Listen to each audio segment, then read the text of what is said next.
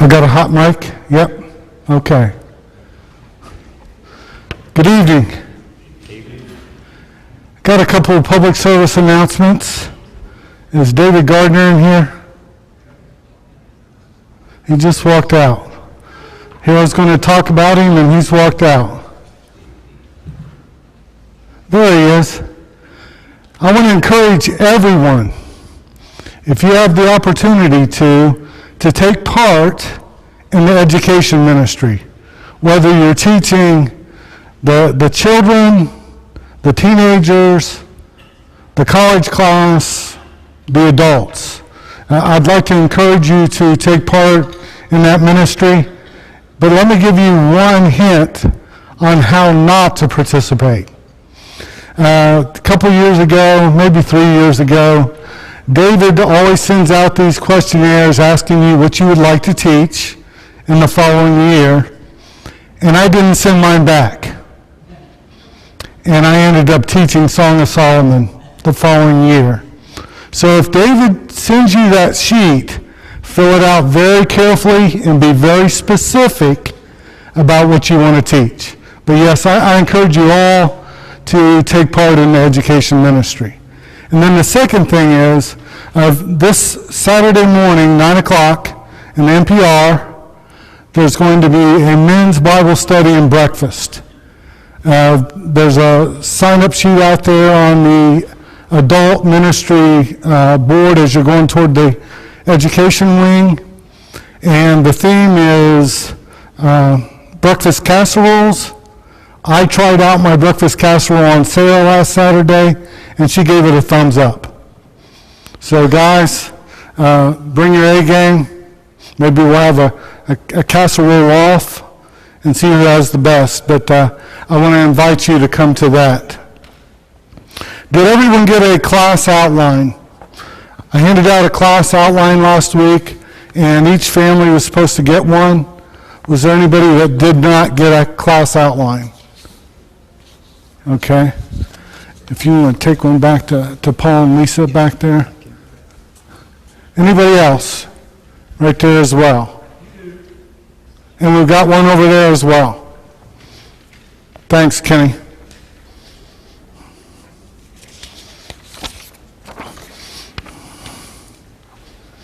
Okay, let's go ahead and get started. We got lots to go through. Okay, so there's the picture that I'm using as the background. It was on there last week. It's by a Spanish painter, circa 1630s. Now, what I want you, when you're reading Job, I want you to remember that, try to read it as dramatic literature. And we basically went from the prologue, the setting for the conflict, last week. We set up how great a guy Job was. Blameless, upright, God-fearing. And so we set up the conflict. And this week we're going to look at the cause of the conflict. So we're moving up to the inciting moment. And we're going to see how the drama escalates. We still need one more? Yeah. Okay. I'll have to get one more. Okay. Thank you. And then there's three things that I want you to remember as you're reading Job. First is God, in the way that he works in the world, is what is on trial here. Job is basically just exhibit A. He happens to be the one that God says, well, have you noticed my servant Job? God is infinitely wise, and God is sovereign. God can do what he wants.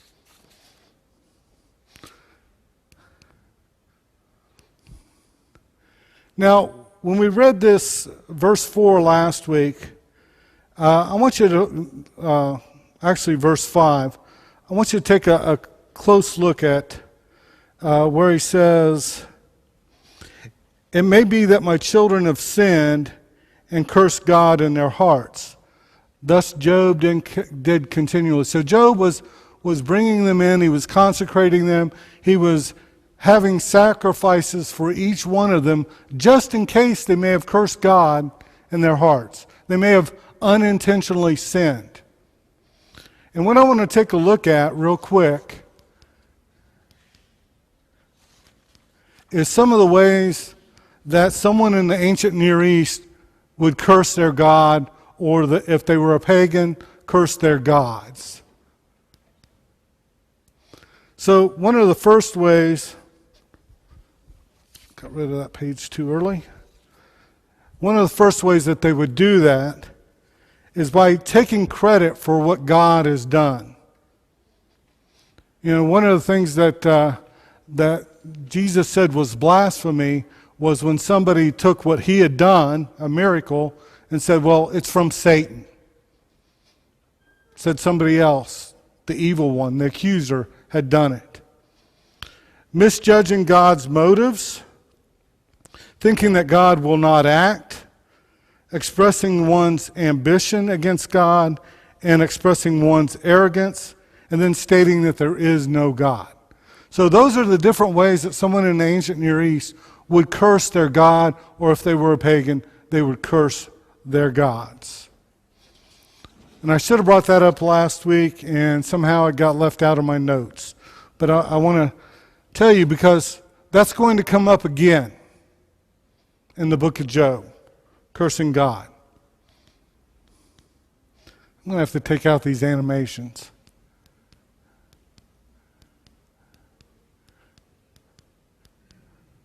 So tonight's class outline, we're going to take a look at a scene from heaven, Satan's challenge. Job loses his fortune and family. Then we'll see Satan's challenge extended. Then Job loses health and home. Then we'll see Job's three friends, just a very quick introduction. And then all through Job 3, we'll look at Job's lament. And then for your, I don't want to say entertainment, or for your amusement, we're going to take a look at what I consider to be a modern lament that most of you will be very familiar with. And I today at work, I sang the song to them, and they said, boy, that's really dark. But you will be familiar with it. So beginning in Job 1, chapter 6. Now there was a day when the sons of God came to present themselves before the Lord, and Satan also came among them. The Lord said to Satan, "From where have you come?" Satan answered the Lord and said, "From going to and fro on the earth, and from walking up and down on it." And the Lord said to Satan, "Have you considered my servant Job, that there is none like him on the earth, a blameless and upright man who fears God and turns away from evil?" So now we see God basically using the very same terminology that the narrator did back in verses 1 through 4, or 1 through 5. We see God using that very same language to describe Job. Upright, blameless, fears God, turns away, shuns evil.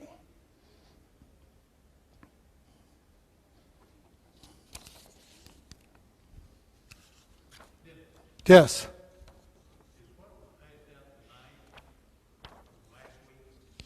That should be the class outline for the entire week. So basically where it says 1, 2, 3, 4, that's each week. Now there's already a revision to that.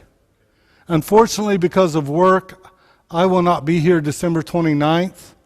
So I'm going to compress the classes, and I'll do that class December 22nd. So already I thought I took 15 and turned it into 13, and now I have to turn 13 into 12. So it's already been revised. And there's a bibliography on there as well.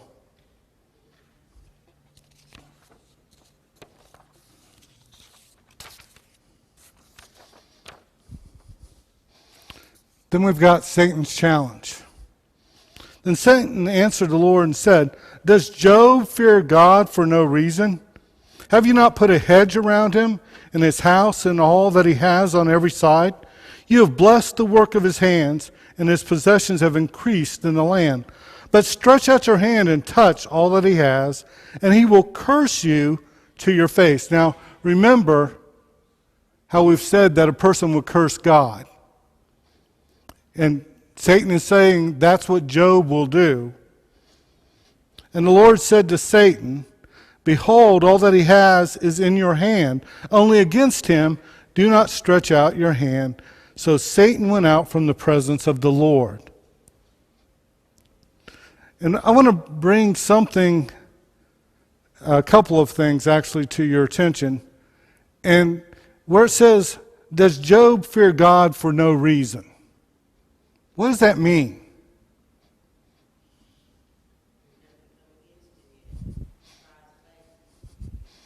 Okay, so his faith's not been tried yet? Is that what you're saying? Okay, what else? The only reason he's doing it is because of all he's getting. Okay. He's good because he gets stuff.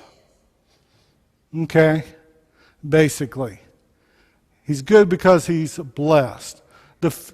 What we go back to, what we call the retribution principle. If you're good, you'll be blessed. If you're bad, you'll be cursed. Plays a big part in the book of Job. And actually, Satan seems to think that the retribution principle is how God relates to those created in God's image. You know, he thinks that that's how God relates to human beings. And in the book of Job, we'll see, no, that's not the only way that he relates to human beings. And one of the things that I thought about this afternoon when I was looking at this, I put my own name in there. Does Dennis fear God for nothing? You know, why do I worship God? Why do we worship God?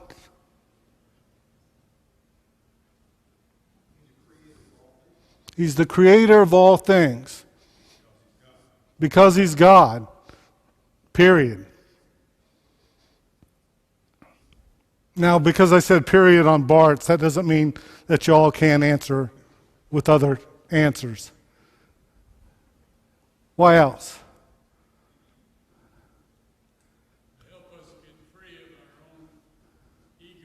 Okay, help us get free of our own ego.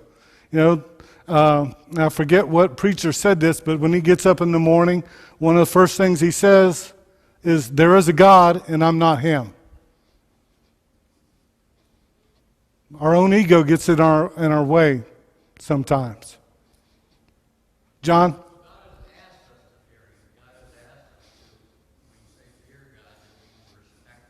Okay. Mm-hmm. And the fear of God is the beginning of wisdom. Okay. Well, if you go back to one of the things that I want you to remember, God is sovereign over everything, even Satan. God is sovereign. So he deserves to be worshiped. Whether or not we get stuff, whether or not we think we're being cursed, whether we're in riches or whether we're in poverty, whether we're in good health, whether we're in poor health, we worship God. And I think you'll all agree. And then the other word I want you to notice, and it's going to come up in I think chapter 3, is the word hedge. When we use the word hedge, what do we think of? Protection. Okay? But there's another way that hedge can be used. It can be protective, but it also can be restrictive. You know, sometimes they would use hedges to kind of funnel livestock. And sometimes they're funneling them toward the slaughterhouse. That's not protective. That's restrictive. So here it's being used as protective. You put a hedge around him. Of course he's going to be good. You only give him blessings. It rains when he needs rain. The sun shines when he needs sunshine. You only give him good things. That's what Satan's basically challenging. And what I want you to note is he's not really looking to test Job. He's really looking to test God, to challenge God, and to test the theory or his presumption that God relates to humanity through the retribution principle. Remember, blessed, you do good, you're blessed. You do bad, you're cursed. And I told my kids that for years.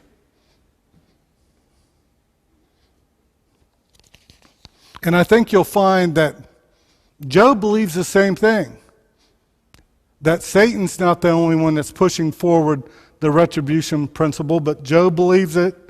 His friends believe it. It's just the way that culture thought at that time. It wasn't just them, even in the New Testament. Mm-hmm. That thought was still right. The Pharisees thought that way, that if someone was afflicted, it was something that either they did or the parents did. Mm-hmm. So it lasted for, it wasn't just during time. Yeah. It lasted. So it even goes into the New Testament. Paul even writes, you reap what you sow. And it's a biblical principle, but is it the only way that God relates to humanity?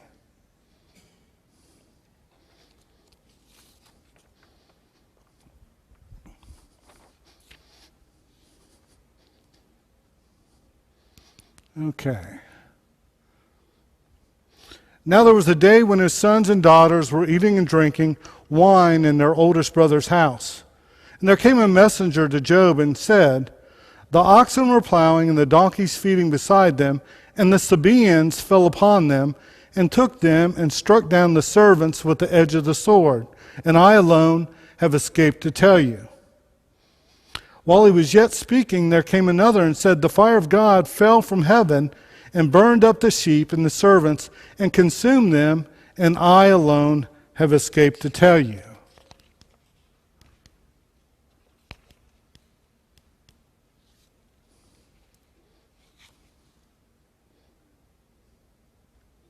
Okay, I went too far.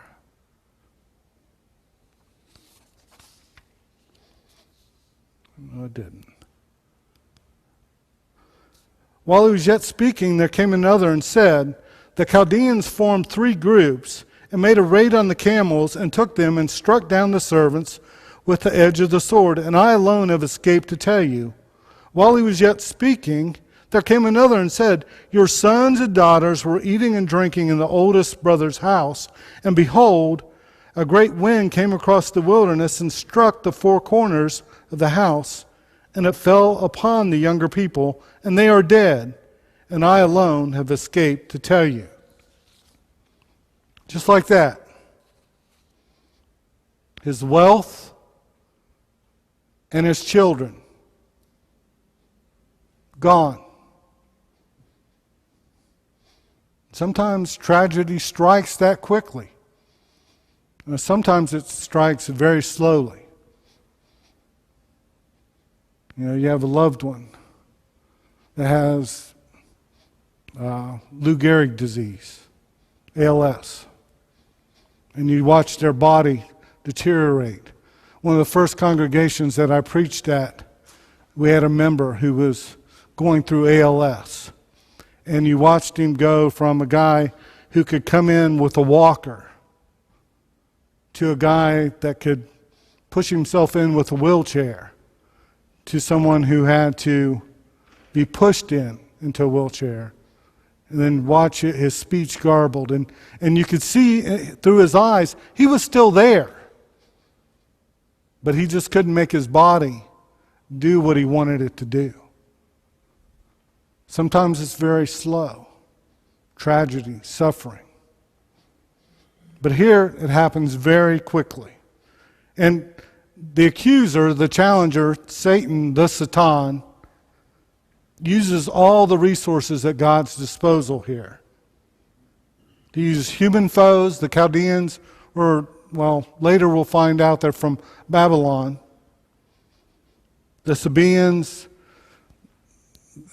The writers that I read basically took a stab and said maybe they were from Sheba, but they were a long way from home. Uses divine judgment, a fire from heaven, and natural disasters, a mighty wind. Uses everything to bring calamity down upon Job.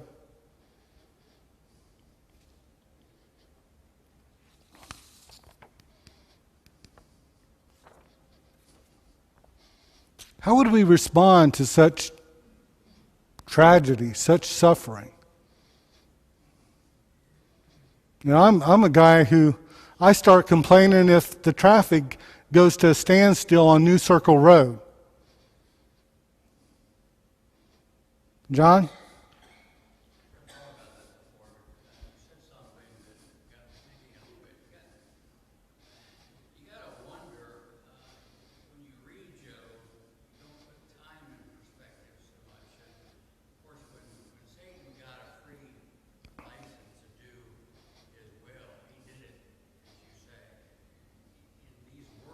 Yeah. Yeah, just like that. It was just so fast. And you got to think that in a lot of cases, tragedies, when they hit us, a lot of times they do more damage if they linger. Mm-hmm. Sometimes it's drawn out. It will wear a person out much more if Job would have lost a lot of his possessions slowly, his children one at a time.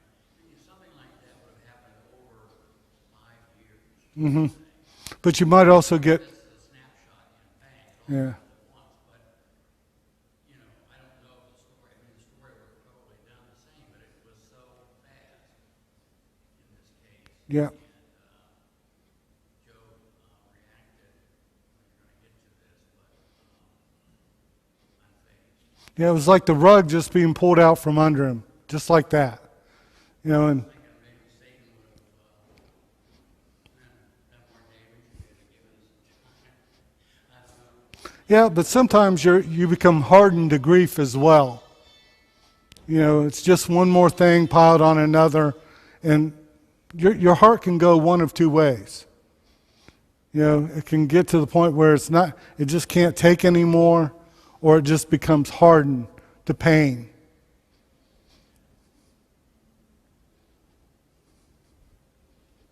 So here we got Job's response. Now, I really don't know what my response would be. I don't think it would be anything like this. Then Job arose and tore his robe and shaved his head and fell on the ground and worshipped. And he said, "Naked I came from my mother's womb, and naked shall I return. The Lord gave, and the Lord has taken away. Blessed be the name of the Lord."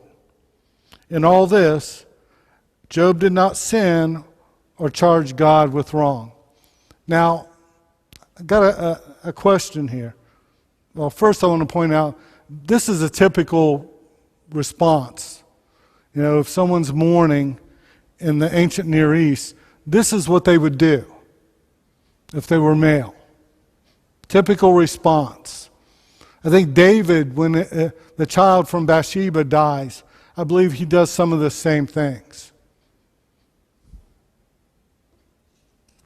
So, who's responsible for this suffering? Is it the accuser? Is it Satan? Or is it God?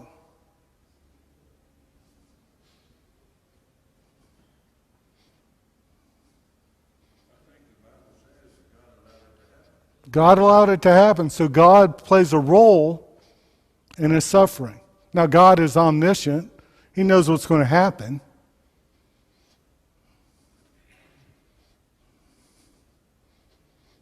But Satan's responsible as well.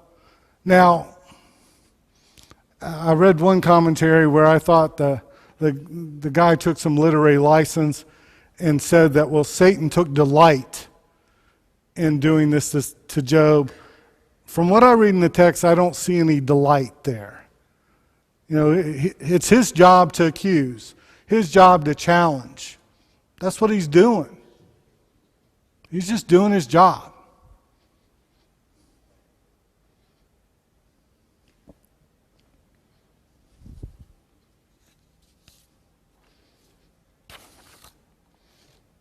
Okay.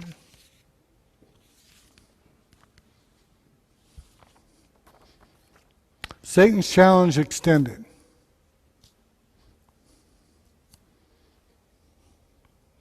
And there was a day when the sons of God came to present themselves before the Lord, and Satan also came among them to present himself before the Lord. So right now, basically Job hasn't sinned. He's not blamed God. He had what I consider to be an appropriate response.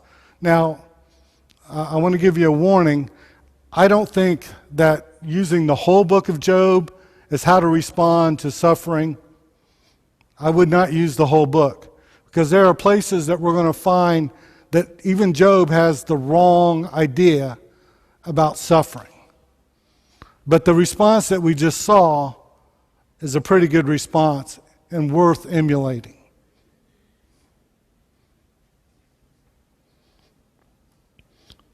Satan also came among them to present himself before the Lord. And the Lord said to Satan, "From where have you come?" Satan answered the Lord and said, "From going to and fro on the earth, and from walking up and down on it." And the Lord said to Satan, "Have you considered my servant Job, that there is none like him on the earth, a blameless and upright man who fears God and turns away from evil? He still holds fast his integrity, although you incited me against him to destroy him without reason." Then Satan answered the Lord and said, "Skin for skin, all that a man has he will give for his life. But stretch out your hand and touch his bone and his flesh, and he will curse you to your face." And the Lord said to Satan, "Behold, he is in your hand, only spare his life." Now, from your experience, I've seen people give up their riches to try to regain their health. I've seen them give everything that they had. So what Satan says there, in a sense, is true.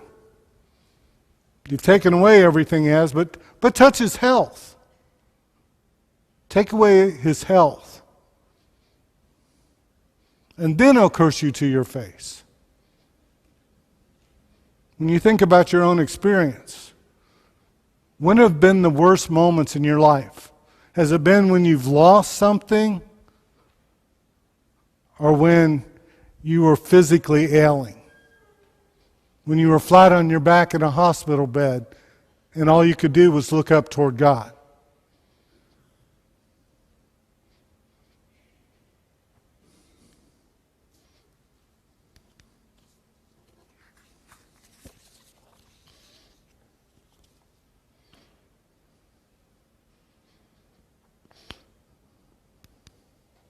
Whoops. I guess the thing that goes through my mind when I study and think about Job is what we know about Job and how blameless he was, how good he was, and how he tried to take care of himself and his family. And then God and Satan have a little meeting, and because God has so much confidence in him, Job becomes an experiment. Yeah. And because of this experiment, Satan is allowed to have his way. And that's troublesome. And Satan is allowed to have his way and brings him down to nothing. Destroys his health, destroys everything. Yeah. And then you wonder, why did God allow this? Yeah. See, we're looking at it. And so that's the whole premise of what we're going to be studying, I guess. Yeah, we're looking at it from the outside. We already know that Job's innocent. It's been told to us. He's innocent. He's blameless. He's upright. He shuns evil. We know this. You know, when his three friends come, they don't know that because they adhere to the retribution principle. Man, look, you're being cursed right now. You must have really messed up. Yes, and you mentioned something earlier that that's not necessarily right. It's not. And that was back in those days. Today it's different, but it's no different today. Yeah. I mean, certain things start happening to people, and, you know, human nature is to think, well, what did they do wrong? Why is something displeased with them? Yep, they're reaping what they sown. Even if it happens to you, you'll be thinking it yourself. Yeah. Or somebody flies by you on New Circle and almost causes you to wreck. And you're hoping, I hope they get what they deserve. A fleeting thought.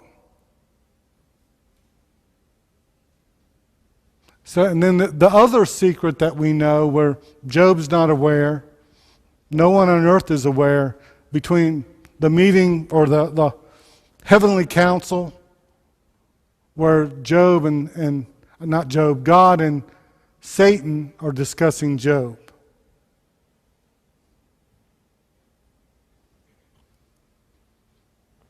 So Satan went out from the presence of the Lord and struck Job with loathsome sores from the sole of his foot to the crown of his head, and he took a piece of broken pottery with which to scrape himself while he sat on the ashes. Now I want you to think about it. You know, the greater the height, the longer the fall. I think there was a book titled that, you know, the higher the top, the longer the drop. You basically heard that. In the first 4 verses, what did we find out about Job? He was pretty high. He was the greatest of the men in the East. He was pretty high. So where do we find him now? Okay. What's the ash heap? It's a city dump. They drug everything outside the walls, piled it in a heap, and just kept burning it over and over and over again until you got this big ash heap. He's out sitting in the city dump. So you have a guy who went from the greatest man in the East to the dump. That's a huge, huge fall. How would you respond if that happened to you? You know, we rely upon a lot of stuff. I'm nearing retirement, and I'm leaning on that 401k. And leaning on Medicare and, you know, the little bit of Social Security that I'll get, if I get it. We lean upon a lot of stuff. What happens if you're leaning on that stuff and all of a sudden that pile, that thing that you're leaning on, is ripped out from underneath you? You're going to fall. And how are you going to react? And there's going to be a time in your life then when you feel like you've lost all security. When you feel like you've lost all hope. How are you going to respond? Well, I'll show you how his wife responded. Then his wife said to him, "Do you still hold fast to your integrity? curse God and die. Sounds like they're not the honeymooning couple anymore.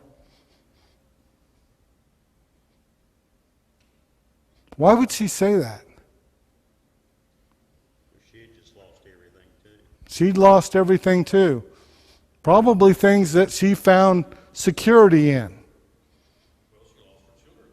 Lost her children. You know, we know the end of the story, that his 7 more sons, 3 more daughters are going to be restored to Job. You know, I'll tell you part of the end of the story now. But that still does not reverse the grief that Job and his wife are feeling now. They lost their children. You know, and women, wives, mothers, you know, the first time that one of them goes off to college, you know, are there any tears shed, Bart? There are tears shed. The first time that one's married off, and they're leaving the nest, you've broken the plate, they can't come home, there are tears shed. But she's lost that. She's not going to attend any weddings. She's not going to get to hold her grandchildren on her knee. Why else? It's almost like, to me, it's almost like he's saying, it'll be better if you do that. It'll get better if you do that. You know, because, I don't know why else she would have said that. Whose behalf is she working on right now? Satan. Satan's, the accuser, the challenger. Bart? She's doing exactly what Satan said to God Mm-hmm. that Job would do. You take it Yeah. away, he won't be faithful. Mm-hmm. I mean, none of us knows.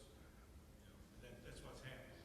Her reaction Yeah. is exactly what Satan is trying to get. So if he does what she tells him to do, then the challenger, the Satan, wins the challenge. Verse 1 doesn't say that she had the same kind of traits that he did. The very first one. The very first verse does not say she had the same kind of traits that he did. Okay, right. So we find that out. Mm-hmm. She didn't have the same faith he had. Okay, To believe the power that God was going to do what he said he would do. yeah. She didn't have that. And there's one other thing that I thought about. The man that she loves,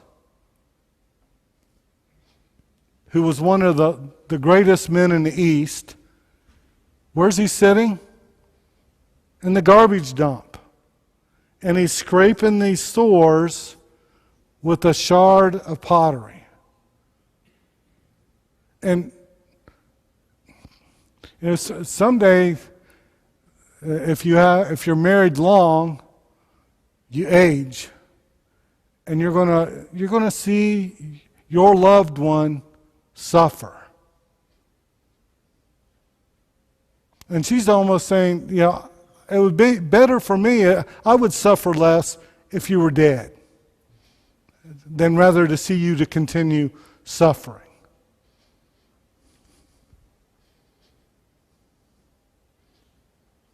And we'll continue. Then his wife said, okay, we've done that. But he said to her, you speak as one of the foolish women would speak. Shall we receive good from God, and shall we not receive evil?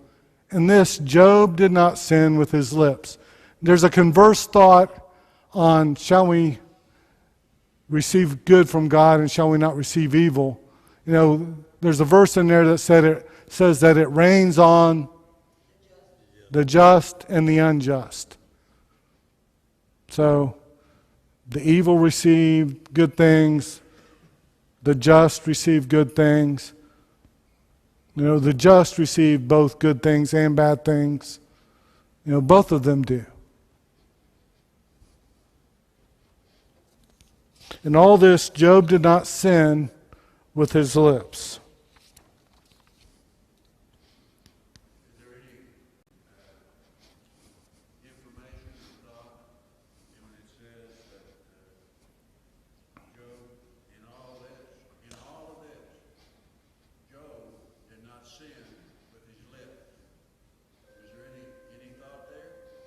Well, we're going to find out later on. We talk a lot about the patience of Job, and it's even there's even testimony in the New Testament toward that. But when we get to chapters 29, 30, and 31, that's the lamentation of Job. And it seems like there that even Job is ready, is a little impatient. He wants to be tried now. He knows he's innocent. And there's some things that he does in those chapters. We're going to get to those chapters. I'm going to have a lot of fun teaching those chapters, but we'll wait until we get there. And we still have a lot to go through. Now we're going to meet his three friends. Now when Job's three friends heard of all this evil that had come upon him, they came each from his own place. Eliphaz the Temanite, Bildad the Shuhite, and Zophar whenever you see two vowels together, it's supposed to be two consonants. Naamathite. They made an appointment together to come to show him sympathy and comfort him. And when they saw him from a distance, they did not recognize him. And they raised their voices and wept. And they tore their robes and sprinkled dust on their heads toward heaven. And they sat with him on the ground 7 days and 7 nights, and no one spoke a word for him, for they saw that his suffering was very great. So they kept silence out of respect for his suffering.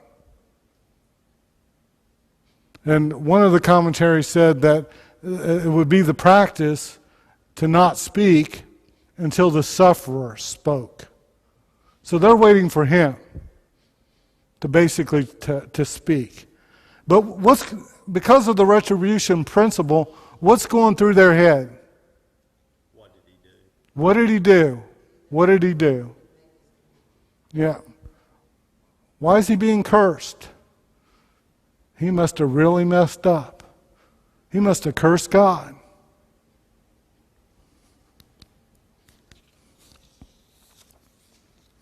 Now we're going to look at a lament in chapter 3, and here's a modern lament.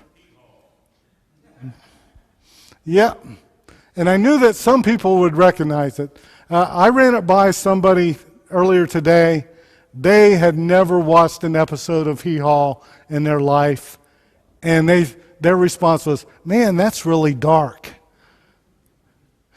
And I'm not going to sing it for you. You don't want me to sing it. Gloom, despair, and agony on me. Deep, dark depression, excessive misery.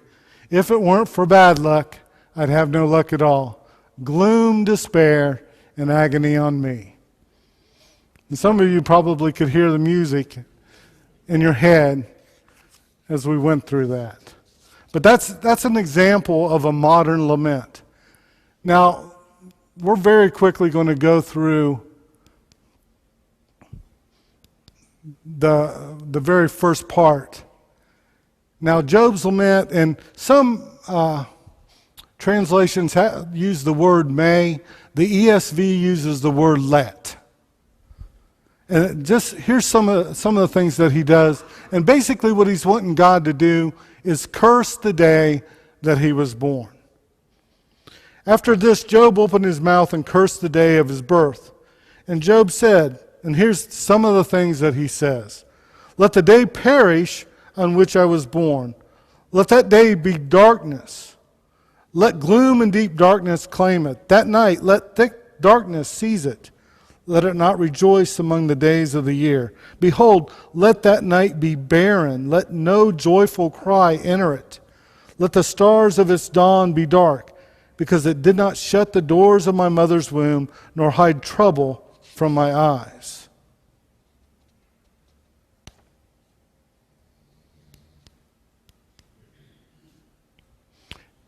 And then we have the protest of why. Why did I not die at birth, come out from the womb and expire? Why did the knees receive me, or why the breast that I should nurse? Or why was I not a hidden, stillborn child, as infants who never see the light? And this last verse, this 16, kind of leads into a thing where, to me, it seems like he desires death. And we'll talk about that next week. Let me see. Somebody have an outline out there?